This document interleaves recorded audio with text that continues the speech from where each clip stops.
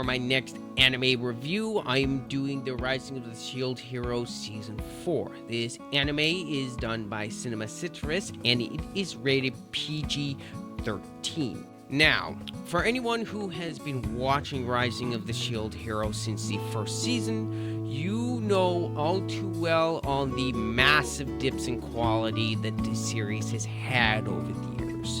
And everyone knows the major culprit was Season 2. Not only did Season 2 have only 13 episodes compared to the first season's over 20, it also had some awful CGI, especially with that stupid giant turtle. Season 2 was just a mess. The writing was fine, but just Season 3, thankfully, was much better in the animation department because the entirety of the third season was absolutely gorgeous.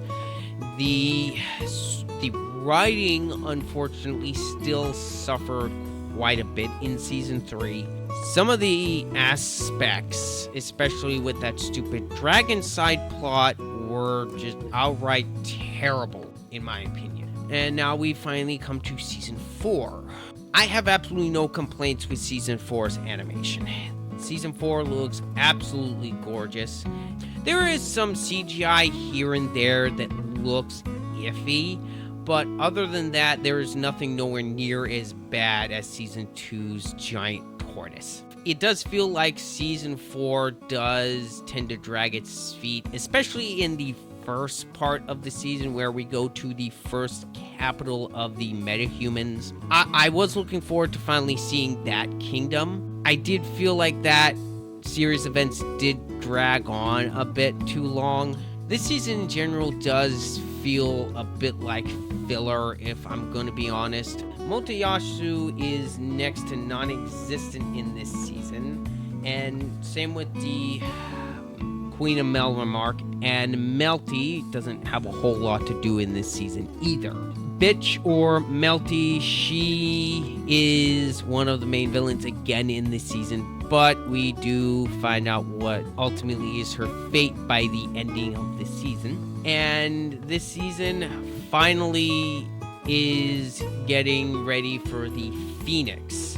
I don't know how that whole thing is going to play out, but I am looking forward to the 5th season, which it has been announced. Overall, Season 4 is pretty good. It's still not as good as the first season. I don't think this series will ever be as good as the first season, in my honest opinion. But as long as we don't go back to the absolutely atrocious levels that was Season 2, I think this series will do just fine. I do think this season handles its cast pretty good. Like I said before, a ton of characters get next to no screen time in this season, and I do think that's for the best. Dear Lord, there is so many characters in this season. Some of them, honestly, could just be left out entirely in Season 5, if I'm going to be honest. But the main 3 characters that I'm glad that were all in this series for the most part, Raphtalia, Naofumi, and Philo, I do think they're all just as likable as they were before, and I'm really happy that they got plenty of screen time. The pacing, surprisingly, for the series, even though I felt like this season could drag its feet, I didn't feel like the pacing really took a hit at all, which is weird for me. Normally when I feel like a series drags its feet a bit is the pacing takes a hit, but I didn't feel that at all in the pacing. The music as well is really good, especially since it's done by Kevin Penkin, which I've said this before, but he's one of my favorite music composers, and he's made some of my favorite soundtracks of all time. So of course the music's gonna be good. This season's intro is as good as the first season's intro, but if I'm going to be honest, Season 3 still has the best intro in my opinion.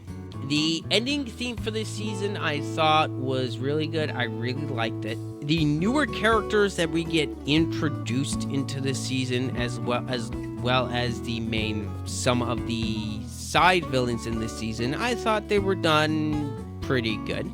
Some of them are very hateable, some of them are and some of them are bitch.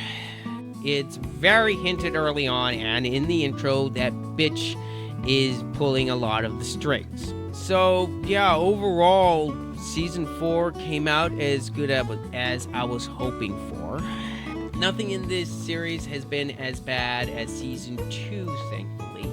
And hopefully season 5 will be better. Hopefully they give us a great 5th season. I wonder how many more seasons they can actually do with Rising of the Shield Hero before they give this series a good send-off. So yeah, those are my overall thoughts on season 5 as a whole.